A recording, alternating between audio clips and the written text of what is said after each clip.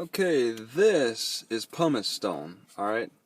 This will float in water, alright?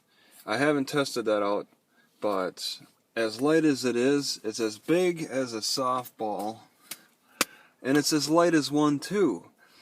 But you don't want to play softball with it because it's going to break. I mean, your first swing will shatter it into a cloud of dust and bits of rock. But that's what happened when the volcano shot this thing into the air.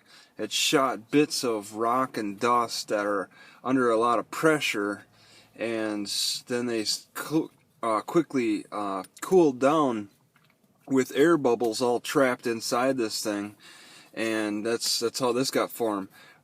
But the nearest volcano from Castle Rock is like 100 miles away, or 60 miles or so, at Mount Saint Helens. Okay, this traveled over 60 miles to get to Castle Rock.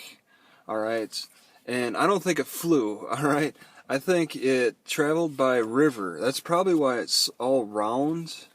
But maybe because it got shot in the air, it's all round too. Just having been ejected could have caused some kind of globuliness. Not sure how these form exactly.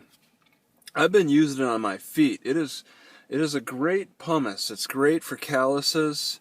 But that got me curious. Are people using this thing for anything else? Yes, they are. I just watched a couple guys from Australia use this as a wick.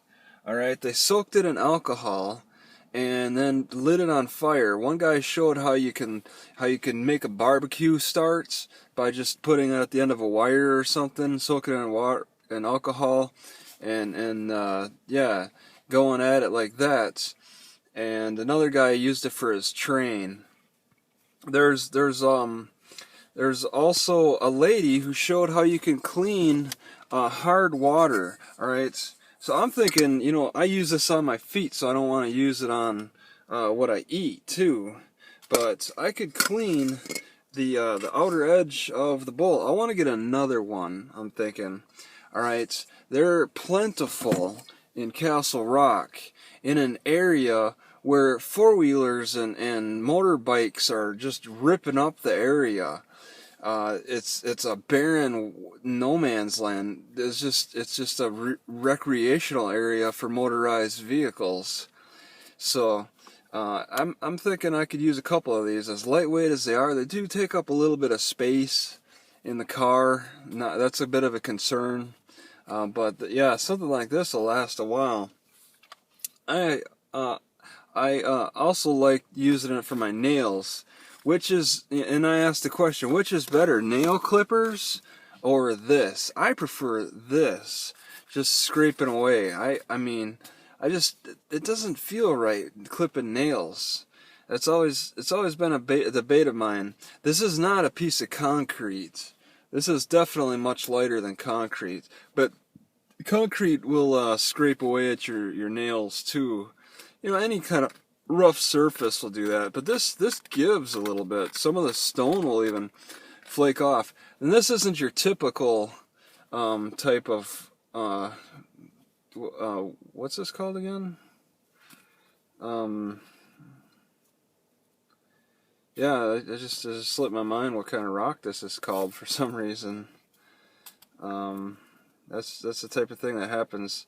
Well, I'll get into I watched another video of a bird chewing on this too, of a cockatiel, and it's recommended that they have like a kind of a grit to help wear away at their beak, and the grit also helps. They collect it on their stomachs, and they use that for digestion. All right, pumice. All right, now I remember. Okay, so. It's a great abrasive. It can be used for a wick, and it's just a great abrasive for a lot of things, just for cleaning things, cleaning hard water stains.